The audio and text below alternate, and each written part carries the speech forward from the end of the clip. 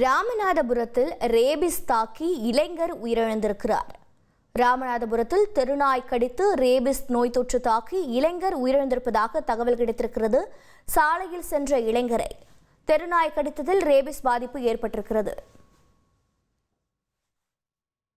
மேலும் விவரங்களை செய்தியாளர் சோனைமுத்தன் வழங்கிட கேட்கலாம். சோனைமுத்தன், வணக்கம். உயிரிழந்திருக்கக்கூடிய இளைஞரின் வயது என்ன? அவரை எப்போது நாயானது கடித்தது? அவருக்கு முறையான சிகிச்சை அளிக்கப்பட்டதா? மருத்துவமனை தரப்பிலிருந்து என்ன விளக்கம் வழங்கப்பட்டிருக்கிறது? வணக்கம். அதாவது ராமநாதபுரத்துல சில தினங்களுக்கு முன்பு தெருநாய் கடித்ததுல 17 வயது இளைஞர் ஒருவர் நேற்று இரவு சிகிச்சை பலனின்றி உயிரிழந்த சம்பவம் சோகத்தை ஏற்படுத்தியிருக்கிறது.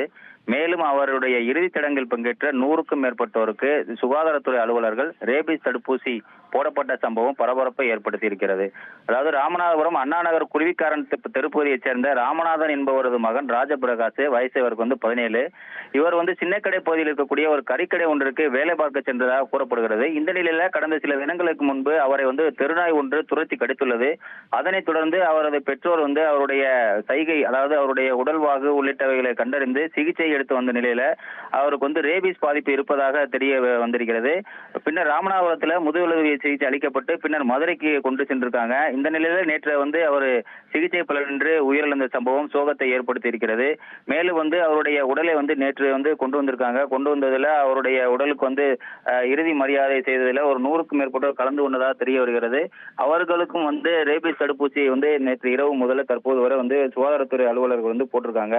தெருநாய் கடித்து உயிரிழந்த தொடர்ந்து அவருடைய பெற்றோர் மற்றும் குடும்பத்தினர் தற்போது கதறி எழுத காட்சி அந்த பகுதியில் சோகத்தை ஏற்படுத்தும் விதமாக அமைந்திருக்கிறது.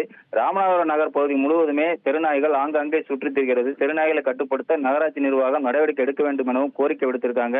மேலும் தன்னுடைய மகன் இழப்போடு இந்த தெருநாய் கடி சம்பவம் நிறுத்த வேண்டும் எனவும் அவர் பெற்றோர் கோரிக்கை விடுத்திருக்காங்க. இந்நிலையில் தெருநாய் கடித்து இறந்த சம்பவம் ராமநாதபுரத்தில் பரபரப்பை ஏற்படுத்தி இருக்கிறது. உங்களுடைய தகவல்களுக்கு நன்றி சோனைமுத்தன். இனி செல்லும் இடமெல்லாம் செய்தி. தந்தி டிவியின் வாட்ஸ்அப் சேனலை ஃபாலோ பண்ணினா செல்லருக்கும் இடமெல்லாம் செய்தி. இதோ QR கோட் இப்பவே ஸ்கேன் பண்ணுங்க, ஃபாலோ பண்ணுங்க.